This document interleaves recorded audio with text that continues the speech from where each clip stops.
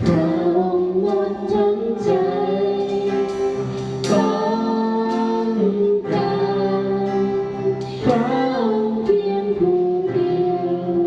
ต้องการพระองค์ทุกวันคืน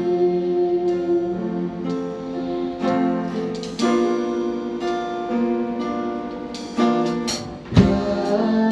เยซูข้ารักเพียงพระองค์ข้ารักเพียงพระองค์ให้พระองค์หมดทั้งใจต้องการพระองค์เพียงผู้เดียวต้องการพระองค์ทุกวันคืนสุขเต็มล้นใจสุขเต็มล้นใจข้าพระเจ้านั้นรักพระองค์หมดหัวใจโปรดนำทางใครให้ทางใครชี้เพียงพระองค์ต้องการพระองค์ทุกวันคืน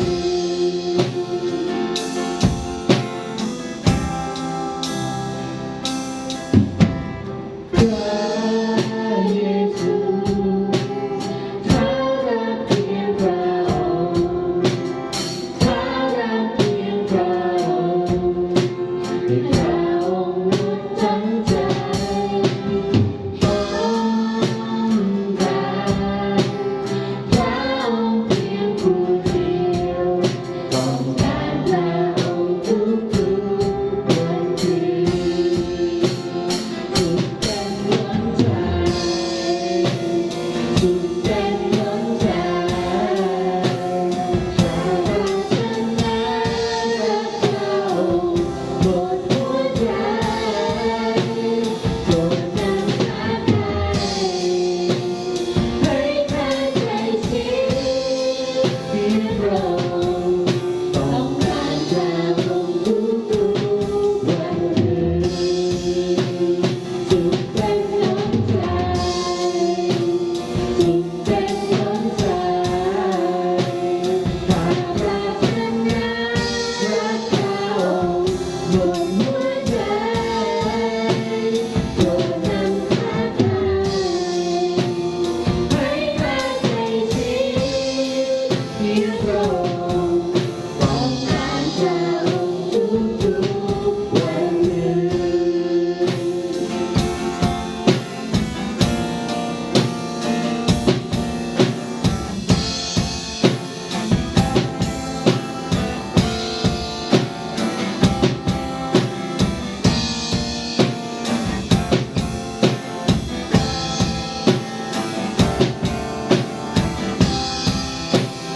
สุขเป็นล้นใจ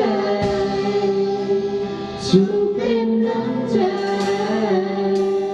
ข้าพระเจ้านั้นรักพระองค์หมดหัวใจโปรดนำทางใครให้ข้าใกล้ชิดเพียงพระองค์ต้องการพระองค์ทุกวันคืน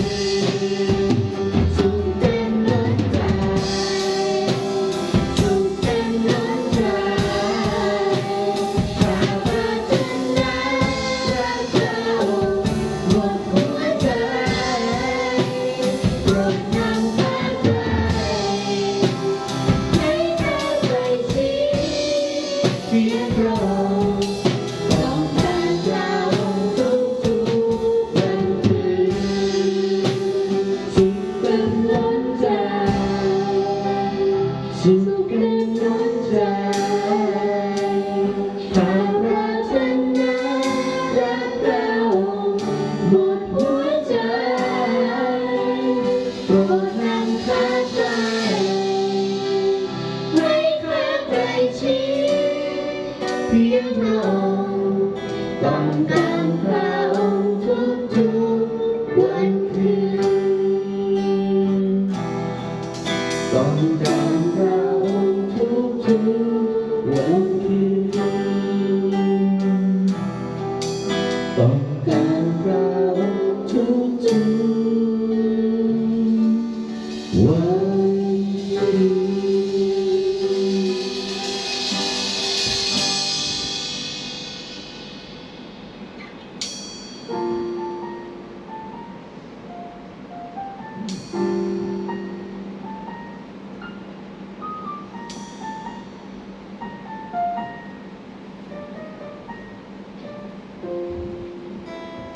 ให้โปรด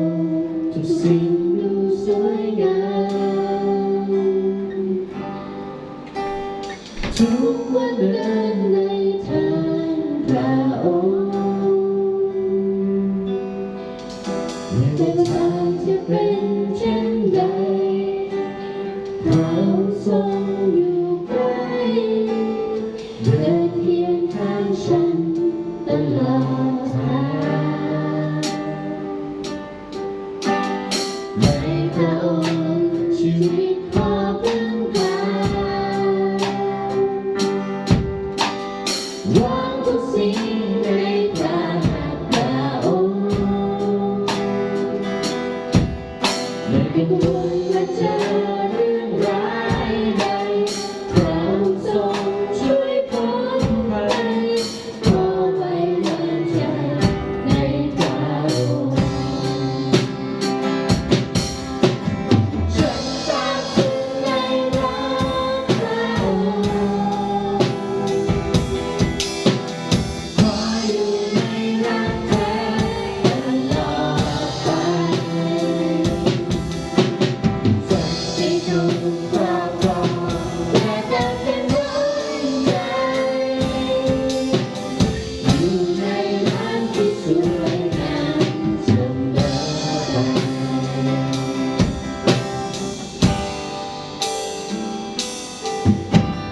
ในโลกชีวิตขอพึ่งพาวางทุกสิ่งในพระหัตถ์พระองค์ไม่กังวลว่าจะเรื่องร้ายใดพระองค์ทรงช่วยพ้นภัยขอไว้วางใจในพระองค์ฉันทราบซึ้งในรักพระองค์ขออยู่ในรักแท้ตลอดไปฝันที่ทุกครอบครองและรักเต็มหัวใจอยู่ในรักที่สวยงามเสมอไปฉันทราบซึ้งในรักพระองค์ขออยู่ในรักแท้ตลอดไปฝันที่ทุกครอบครองและรักเต็มหัวใจอยู่ในรักที่สวยงามเสมอไป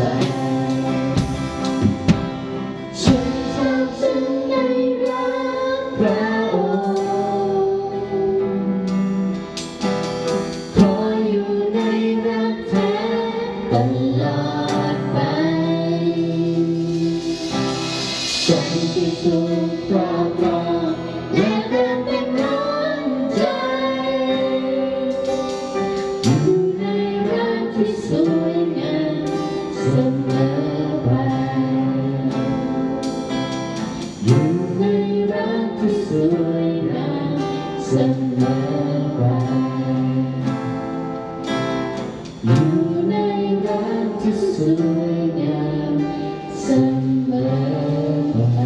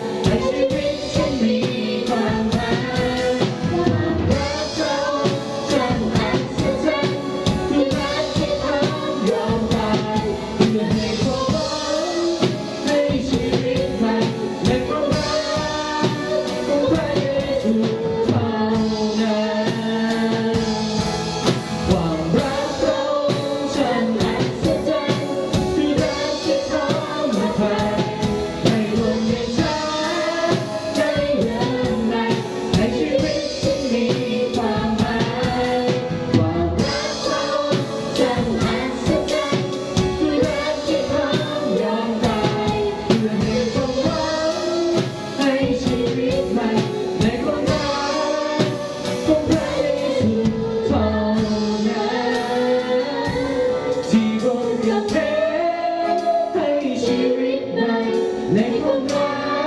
กของพระเยซูเท่านั้น ทรงเจ้าค่ะปิ่นที่น่าชื่นใจมากสักเท่าใดที่เราทั้งหลายทุกคนอยู่ที่นี่ร้องเพลงสรรเสริญพระองค์และเป็นน่าชื่นใจสักเท่าใดที่เราทั้งหลายยังมีลมหายใจมีกำลังมีสติปัญญา มีเสียงเพลงที่จะถวายแด่พระเจ้าเป็นเครื่องบูชาอันมีชีวิตและน่ายินดีสักเท่าใดที่เราจะต้องนอนตื่นขึ้นมามีชีวิตใหม่และรับใช้พระเจ้าต่อไปขอพระเจ้าทรงสถิตท่ามกลางเราทั้งหลายทุกคนในค่ำคืนวันนี้พระเจ้าจะดูแลเยียวยารักษาสุขภาพหน้าที่การงานสติปัญญาที่มีอยู่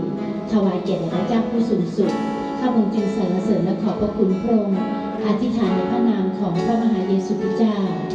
อาเมนขอพระเจ้าพรค่ะขอบคุณ